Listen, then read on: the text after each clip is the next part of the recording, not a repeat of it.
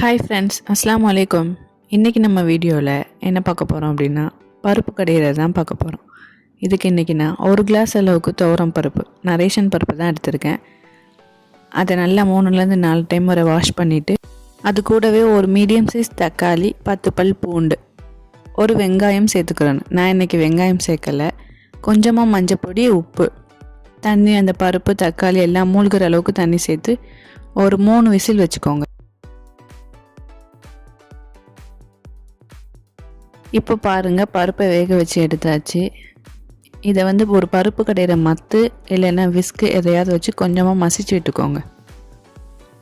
மசித்ததுக்கப்புறம் நம்ம தாளிப்புக்கு தேவையான பொருள் என்னென்னா, கடுகு உளுந்த பருப்பு, கொஞ்சமாக சீரகம், ஒரு 2லேருந்து 3 காஞ்ச மிளகாய், ஒரு கொத்து கருவேப்பிலை, கொஞ்சம் கொத்தமல்லி இலை. இதை ஒரு தாளிப்பு சட்டியில் எண்ணெய் விட்டு இது எல்லாத்தையும் போட்டு நல்லா தாளிச்சுக்கிடலாம்.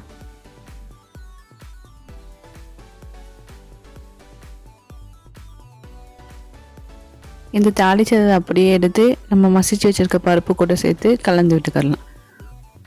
உப்பு எல்லாம் கரெக்டாக இருக்கான்னு செக் பண்ணிக்கோங்க.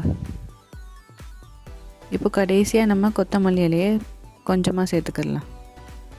இப்போ ரொம்பவே ஈஸியான பருப்பு கடையல் ரெடி ஆயிடுச்சு. இதே மாதிரி நீங்களும் கண்டிப்பாக ட்ரை பண்ணி பாருங்கள். இந்த வீடியோ உங்களுக்கு பிடிச்சிருந்துச்சுன்னா லைக் பண்ணி மறக்காமல் சப்ஸ்கிரைப் பண்ணிக்கோங்க. தேங்க்ஸ் ஃபார் வாட்சிங்.